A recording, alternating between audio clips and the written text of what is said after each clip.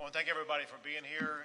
I want to in particular thank the mayor and district attorney for joining me, as well as some other people that we will be introducing here shortly. Let me explain what's been going on since I was last here in Uvalde. I went back to Austin, Texas, and I met with every state agency that could help in any way the people of the community of Uvalde. That obviously includes the families of the victims, the friends of the victims, the victims including anybody who was in that school who made it out alive, but also benefits that would aid anybody who lives in Uvalde. The entire community has been affected by this horrific crime.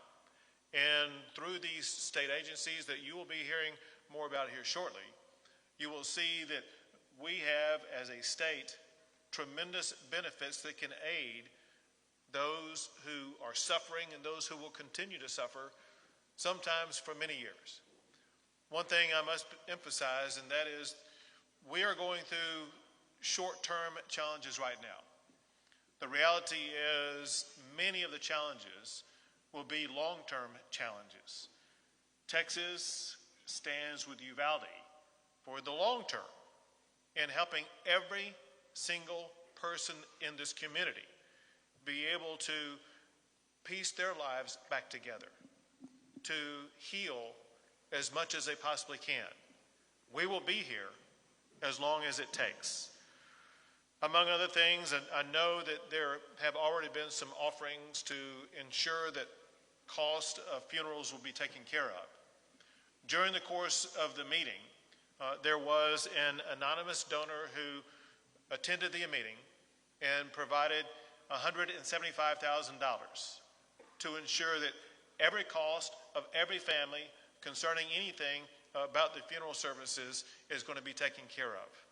We appreciate that anonymous donor for his generosity, and we will ensure that those resources get into the right hands to make sure that no family who is suffering from incalculable heartbreak at this time will have to worry about a single cost with regard to anything concerning this travesty. Now, in addition to that, there are all kinds of needs as well as all kinds of services. One of the needs is need for mental health care, and we have an abundance of mental health care services that we are going to be able to provide. That includes state and private providers that will be providing mental health assistance to anyone in the community who needs it. And when I say anyone, that means the totality of anybody who lives in this community. We believe that you would benefit from mental health care services. Those mental health care services are free.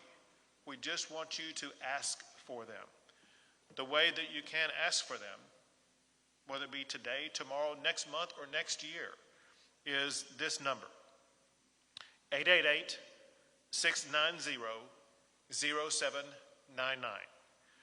Mental health care can be reached by calling 888-690-0799. That helpline will be answered 24 hours a day, 7 days a week, whenever you need it. In addition to that, I am announcing the establishment of the One Star Foundation Fund to assist with ongoing challenges that would be faced by the victims of this crime. To put this into perspective, to help you understand how this works, we opened up a fund like this in the aftermath of Hurricane Harvey to assist all of the thousands of victims of Hurricane Harvey and received millions of dollars in support that went to those who faced challenges because of Hurricane Harvey. The exact same thing applies here. Right here is the address. It's onestarfoundation.org. onestarfoundation.org.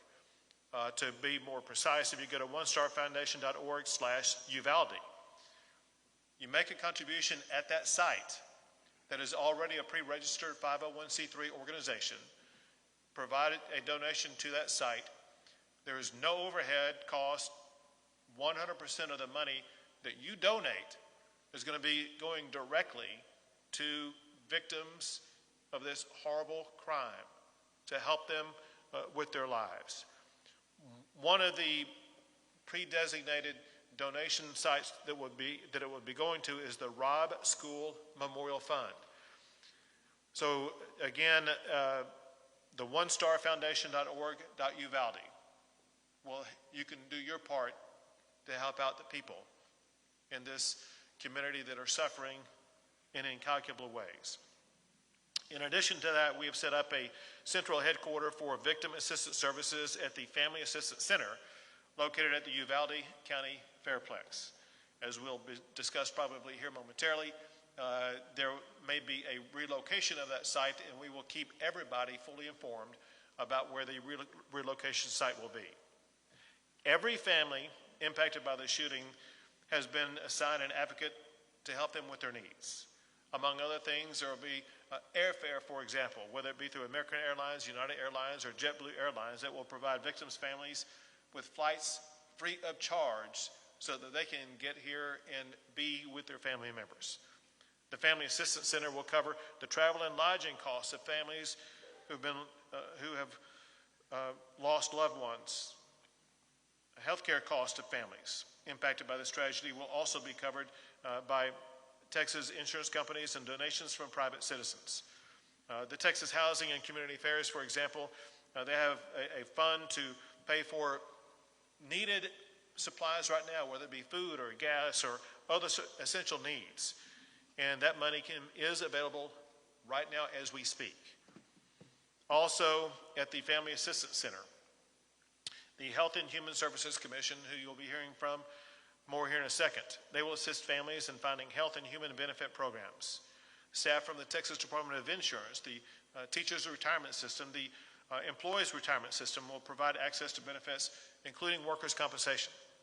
Staff from the Texas Workforce Commission are available to get families child care and unemployment benefits. And state staff are available to provide assistance to business owners impacted by this tragedy. Healing the broken hearts, it's going to take a long time. But through the generosity of our fellow Texans and the good works of neighbors helping neighbors, we can begin to stitch back together the fabric of Uvalde. Helping us to do that is the leader of Uvalde himself, and that is the mayor of Uvalde, who I would like to ask to speak at this time.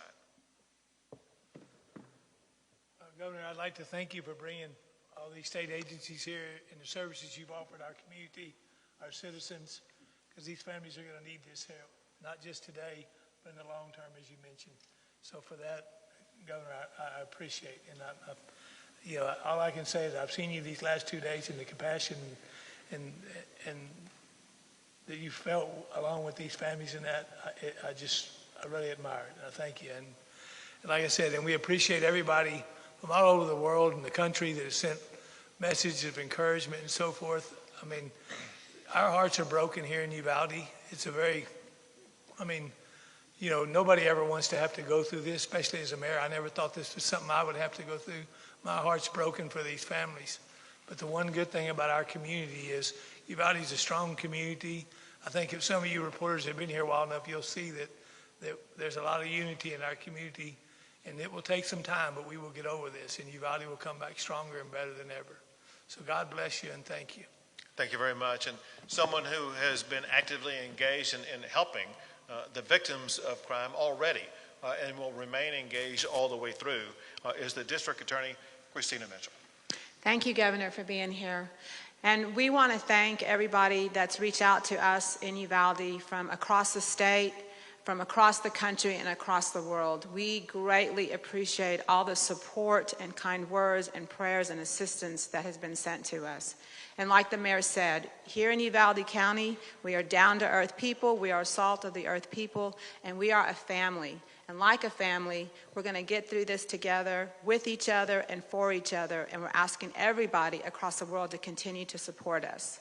So I, the district attorney, along with the FBI victims assistance people, the DPS victim assistance people, the Attorney General's office, we have set up a family assistance center at the Uvalde County Fairplex here in Uvalde. And at that center, it's a one-stop shop for all the victims. And we say victims, we mean everybody that was associated with Robb Elementary School. And when you come there, you're going to meet with a counselor, you're going to meet with all the services that the state has to offer, funeral services, Blue Cross Blue Shield, the Mexican consulate is there, the Red Cross is there, and we're there to provide all the services any family may need. And if you need something that's not there, then let me know and we will find it for you. And that's going to be open and continue until June the 1st. We are open from 9 a.m. until 5 p.m. There's also food there and a play center for children.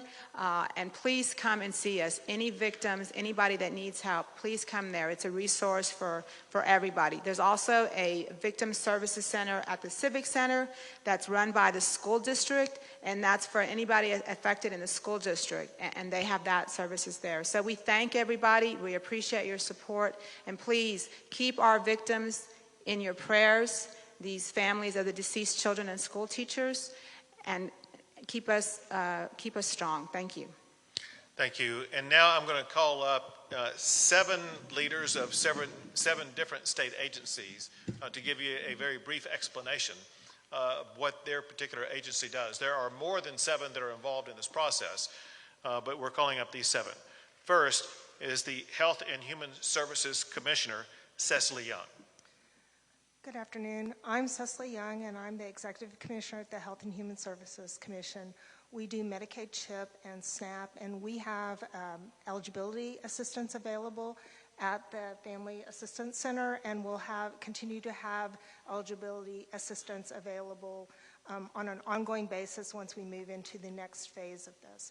Additionally, as the governor mentioned, we have an 888 number.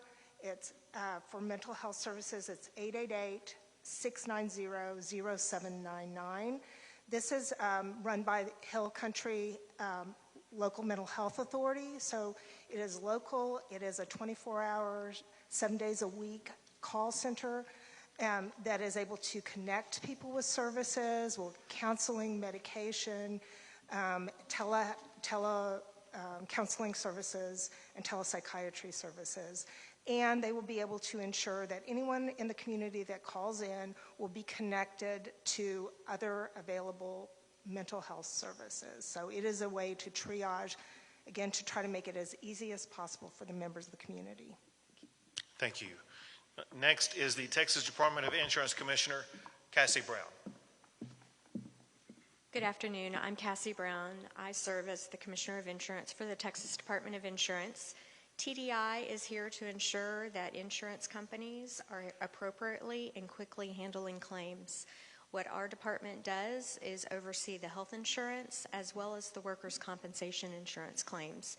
So if you are going to, if you're a private sector employee, if you're a public sector employee, those employed by the school district or those first responders, they're going to have workers' compensation coverage. Private sector employees should check with their employer to see if they carry workers' comp. Workers' comp covers mental illness and PTSD, so please make sure that you are taking advantage of that benefit for you. We have staff available at the Fairplex Center to help you start the process for processing your workers' compensation claims and to explain all the benefits that are available to you under the system. Thank you. Thank you. And now from the Teachers Retirement System, Brian Guthrie.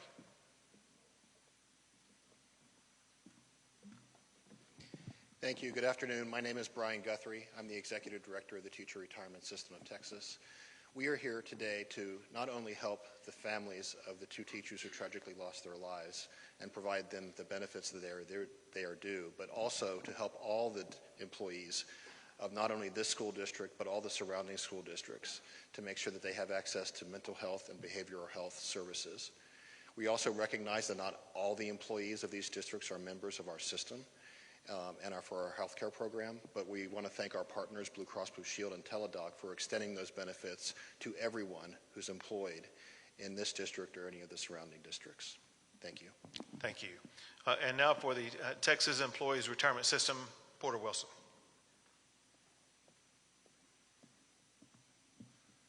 I'm Porter Wilson, the Executive Director of the Employees Retirement System of Texas. We provide retirement benefits, but more importantly here, health insurance benefits to state employees, but also to employees of higher education in the community. So the local community college employees will get health insurance from Health Select of Texas, which is provided by Blue Cross Blue Shield of Texas. And we've activated a 24-hour crisis hotline to help connect medical and mental health services, and we have that information available on the flyer. Thank you. And now from the Texas Workforce Commission, Ed Cerna.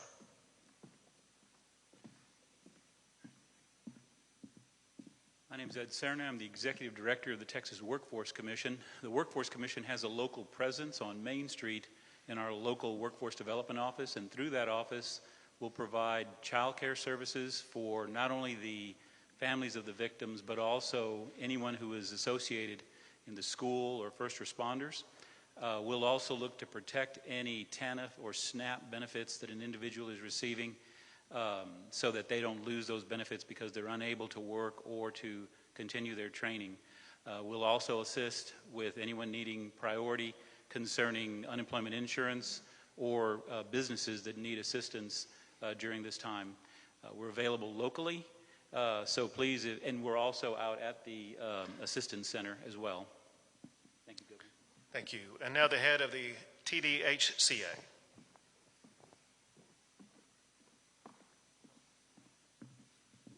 Good afternoon. I'm Bobby Wilkinson. I'm the Executive Director of the Texas Department of Housing and Community Affairs. We have a very flexible pot of grant funding that we're funding our local partner, the Community Council of South Central Texas. They have a field office here. They're at the Family Assistance Center. They're already passing out grocery and gas cards. They can help with lodging expenses, even some extended family. Maybe your grandma or someone's here and she needs help with gas, with lodging, etc. It's very flexible, and we're looking forward to helping as many people as we can. Thank you. Thank you. And last is the head of the Texas Education Agency, Mike Morath.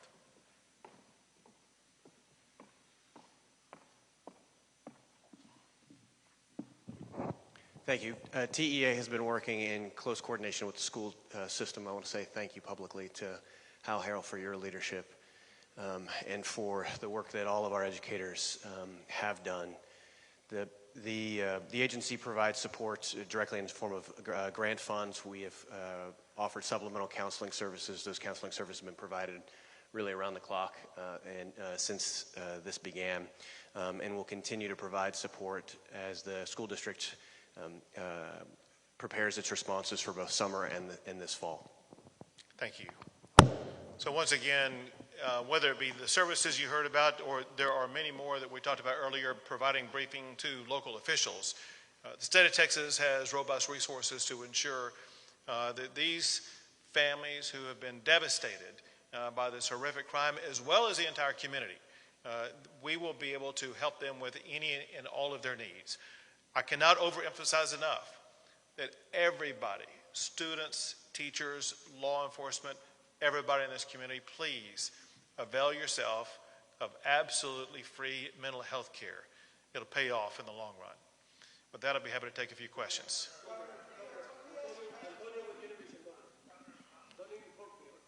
Go ahead.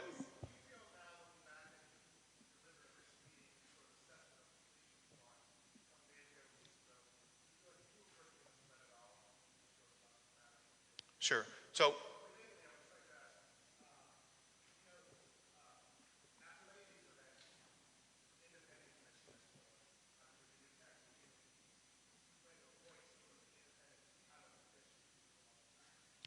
I'll directly answer your questions. Before I start answering questions unrelated to the discussion that we've had about the benefits that we're providing to the community, let's take those questions first. I'll come back to you first. Go ahead.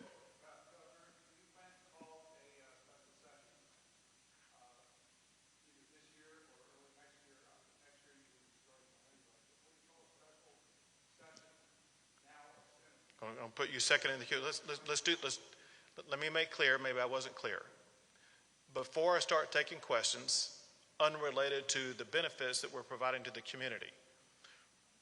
We have an obligation as a state to communicate to the people of this community the benefits that are available to them. Their lives are crushed. They have no idea what's going on. They may have no idea whatsoever how they're going to pay a bill. Let me give you an easy example of something explained to me. There was a parent who lost some glasses that were crushed in everything that happened. And he told someone he had no money to pay for it. We have money to pay for that stuff. There are people who have no idea about getting food. We have money that can buy them food. Let's discuss, if you have any questions about these benefits. If you don't have any questions, that's fine. But if there's anybody here. Governor, with all due respect, for 3 days this community has heard a version of the story based in large part on what you told them on Wednesday afternoon that these officers had acted with amazing courage. Today we learned that 19 officers stood in the hallway of that school for nearly an hour while gunmen were inside with those children, which goes against the way they've been trained. Sure. And I'm going to be answering that, and that's his. No, I'm going to fully answer it, because that's what he asked, and I told him I'm going to answer his question first. Hold it.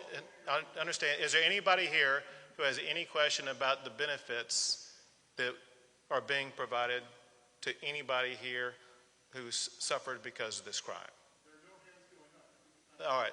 So let me answer your question. So your question. No, I remember it. Short answer, yes, I was misled. I am livid about what happened.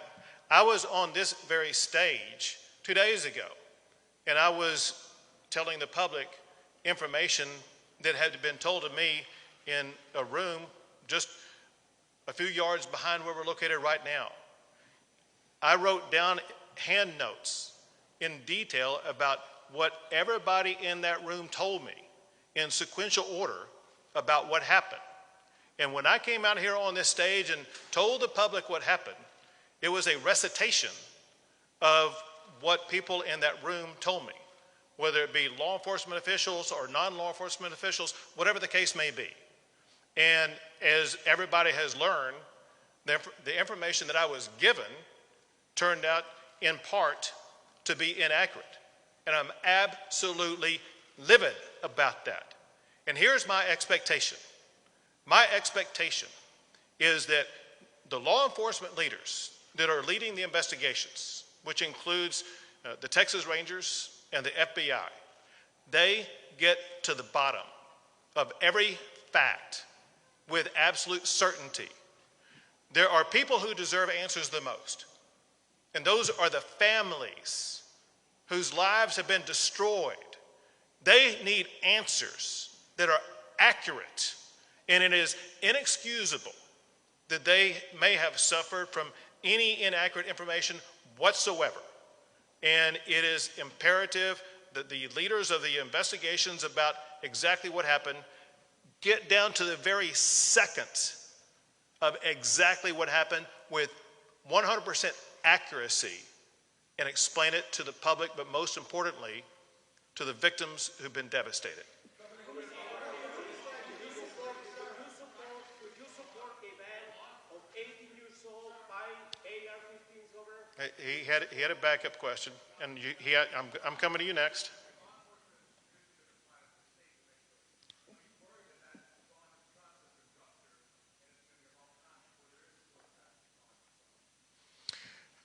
My expectation is that as we speak and in every minute going forward, law enforcement is going to earn the trust of the public by doing exactly what they're supposed to do from this point on, and that is making sure that they thoroughly, exhaustively investigate exactly what happened and explain to you and the public and the victims of the crime exactly what happened.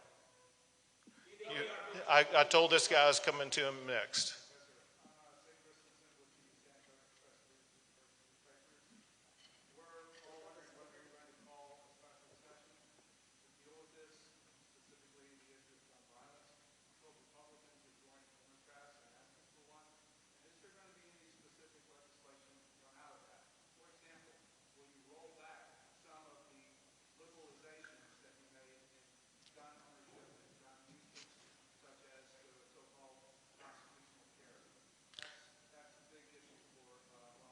Sure. Well, let me answer your second question first, and then I'll answer your first question. So in your second question, you talked about the rollback of any of the legislation that I signed this past session. Let's be clear about one thing. None of the laws that I signed this past session had any intersection with this crime at all. No law that I signed allowed him to get a gun, the gun that he did get. And so, again, there was nothing about the laws from this past session that has any relevancy to the crime that occurred here. With regard to special session, let me just say this, and that is, first of all options are on the table. Second, most importantly, to your point, do we expect laws to come out of this devastating crime? The answer is absolutely yes. And there will be laws in multiple different subject areas. For example, I do fully expect to have every law that we pass in the aftermath of the Santa Fe shooting to be completely revisited. And first, we need to gain the information about exactly what happened at the school to find out the extent to which those laws were complied with, to the extent that they were not complied with, to find out what shortcomings allowed this travesty to occur. Then second, we need to have a discussion and pass laws to make sure that our schools are safer. And the people of Uvalde, but the people of Texas deserve that. Second, as I was discussing 2 days ago, you can expect robust discussion, and my hope is laws passed that I will sign addressing health care in this state. There is an array of health care issues that we face as a state in general, but there are an array of health care issues that relate to those who commit gun crimes in particular. Those need to be addressed, whether it be the health care issues that I talked publicly here with the mayor about 2 days ago, and that would affect the community in general, or whether it be laws that address the challenges that are now surfacing that this killer had in his life that lead to someone doing what he did. And then there will be all other kinds of issues. But there will be committees formed, there will be meetings held, there will be proposals that will be derived, many of which will lead to laws that will be passed in the state of Texas. Because let me make one thing perfectly clear. The status quo is unacceptable. This crime is unacceptable. We're not going to be here and talking about it and do nothing about it. We will be looking for the best laws that we can get passed to make our communities and schools safer. Go ahead.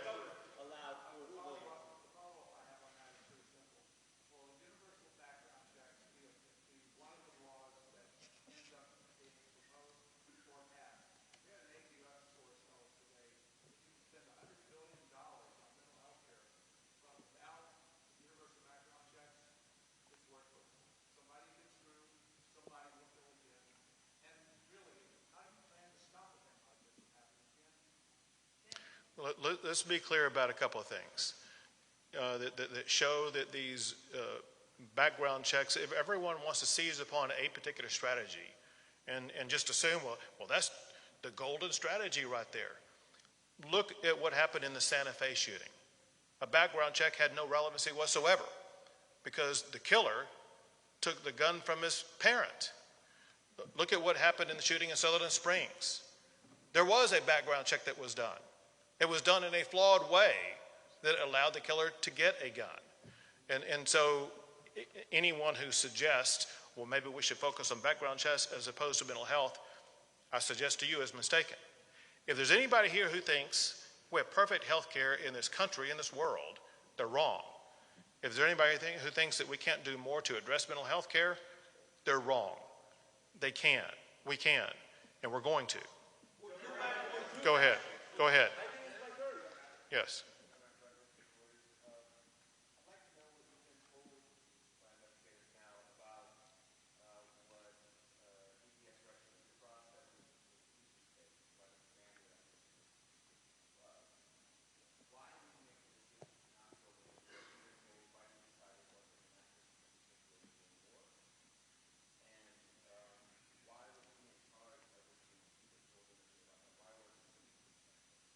What I've been told about that is several things. One is that this is an ongoing investigation and that there have been obviously new facts and information surfaced, revealed as a result of that investigation that are different today than they were 2 days ago.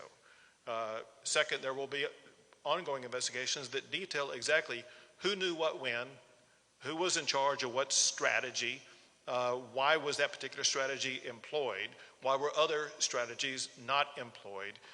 Bottom line would be, why did they not choose the strategy that would have been best to get in there and to eliminate the killer and to rescue the children?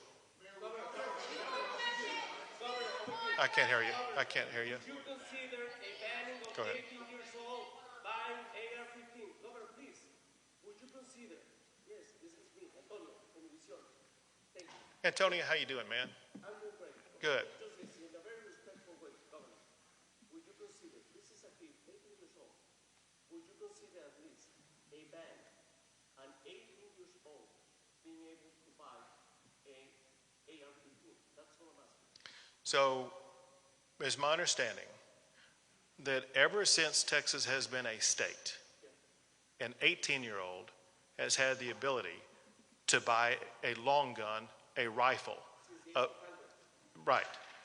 And since that time, it seems like it's only been in the past decade or two that we've had school shootings. So for a century and a half, 18-year-olds could buy rifles, and we didn't have school shootings, but we do now. Maybe we're focusing our attention on the wrong thing, and we're focusing it on. I'm not doing a political. You know, My colleagues are asking for a special session. You're getting a letter tomorrow. In the caucus, the Senate Democratic caucus. We've asked for gun control changes. I'm asking you now to bring this back in 3 weeks. I apologize for interrupting your press conference about the needs of this community. I've been here for 3 days. With all of these elected officials, this county judge has worked his ass off. The mayor, the council people. I don't know how to express the loss of the families that I've talked to. And I know you feel too. You have to do something, man. Your own colleagues are telling me, calling me, telling me an 18-year-old kid shouldn't have a gun. This is enough. Call us back, man. next question. I can't hear you. Speak up. On that earlier question about the Uvalde consolidated school district with eight Arizona, are you specifically investigating what is the status of his employment? Has he been stood down under investigation? Can I was unable to hear the first part of your question. Would you restate it? On the school's police check, 8 Arizona, the gentleman who stopped the police going in earlier, is he specifically under investigation, and what is the status of his employment? Has he been stood down pending investigation? What is the situation? Okay. So every act by every official involved in this entire process is under the investigation conducted both by the Texas Rangers and by the FBI. Every act of all of those officials will be known and identified and explained to the public. But I cannot overemphasize enough, we need to get that information to the families of all these victims who deserve to know the most. As far as his employment status is concerned, that's something that is beyond my control and I have no knowledge about. Go for it. Sure.